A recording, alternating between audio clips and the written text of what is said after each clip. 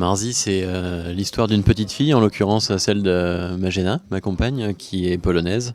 Et donc ça raconte l'enfance de cette petite fille en Pologne dans les années 80. C'est une bande dessinée qu'on a créée ensemble. Moi, je raconte effectivement mes souvenirs d'enfance. Sylvain les illustre après. C'est une bande dessinée qui peut être lue aussi bien par les enfants que par les adultes, parce que chacun aura son niveau de lecture. J'imagine, j'espère que c'est une bande dessinée qui ne va pas se démoder. C'est pas quelque chose de passager. C'est un bout de l'histoire de mon pays à laquelle on peut revenir à chaque instant. On peut la relire. C'est comme si un enfant lit ce livre. Après, quand il grandira, il pourra le redécouvrir et il verra d'autres choses qui lui ont probablement échappé au départ. Donc chacun vraiment peut accéder à cet univers, à mon univers. En fait, comme c'est une petite fille qui raconte ce qu'elle vit au jour le jour,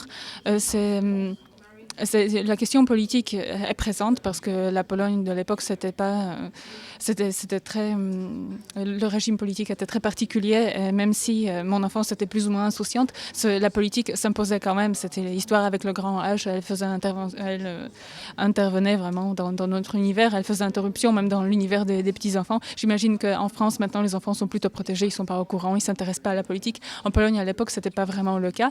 Mais je parle du point de vue d'une petite fille, donc je n'aborde pas le sujet politique à un tel point que ça puisse saouler le lecteur. C'est pas vraiment l'objectif de Marzi, c'est juste montrer la vie quotidienne de la Pologne d'il y a 20 ans.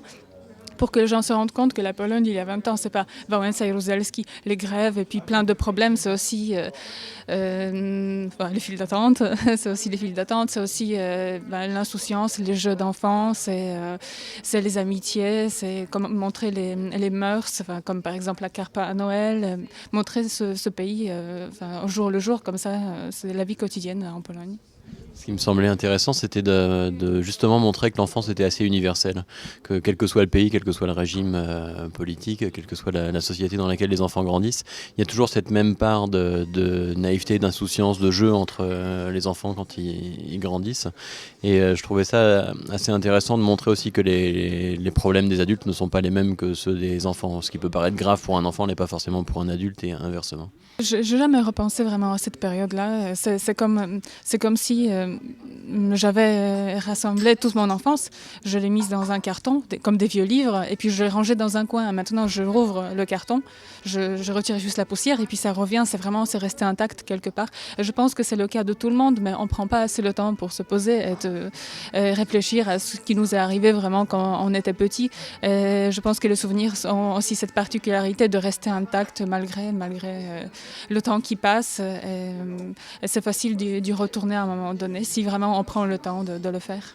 Oui, j'imagine que je ne me souviens pas de tout, mais j'ai une bonne mémoire et c'est comme Marzi, vous pouvez voir parfaitement, c'est pas une personne qui est très, très active, très dans la vie présente. Je ne suis pas quelqu'un d'intrépide ou spontané peut-être. C'est vraiment, je suis plus dans la réflexion et dans l'observation. Et c'est peut-être aussi je suis plus cérébrale et je retiens beaucoup plus de choses. Je sais qu'il y a des gens qui fonctionnent de la même façon et on se remplit la tête de plein de trucs et je pense que c'est ça qu'à un moment donné c'est sorti, c'est resté dans la tête et c'est sorti maintenant.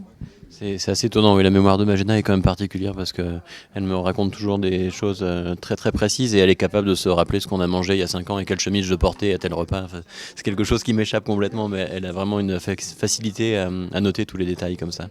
Et c'est vrai que c'est très très intéressant pour moi pour le dessin parce que je peux vraiment la questionner longuement sur chaque détail et en ressortir les éléments essentiels. Justement, pour tout ce qui est dessin, vous êtes allé sur place pour...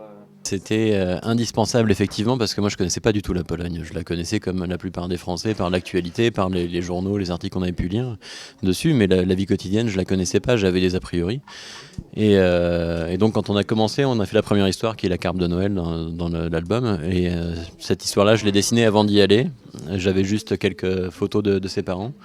Et après on est parti directement en Pologne, donc on a pu se replonger dans tout l'univers de Marzi puisque peu de choses ont changé. Ses parents habitaient toujours le même appartement, la déco était restée la même, sa famille était à la campagne dans la même maison, enfin tout était vraiment similaire et c'était exceptionnel pour moi d'aller pouvoir prendre les éléments des décors, des personnages directement tels qu'ils étaient avant et de pouvoir les retranscrire après. Mais je voulais pas faire une histoire mise en image de manière très réaliste non plus. Je voulais pas que ce soit un dessin documentaire parce que je pense que ça aurait plombé un peu le propos et que voilà, une histoire aussi réaliste avec un dessin réaliste, on aurait perdu la fraîcheur de l'enfance, on n'aurait pas forcément appréhendé l'histoire de la même manière. Vous venez de paraître dans un recueil en réunissant les trois premiers tomes. Oui. Vous avez pris le parti de changer les couleurs, optant plus pour une bichromie, on peut l'appeler ainsi, de niveler de gris et de noir et de rouge.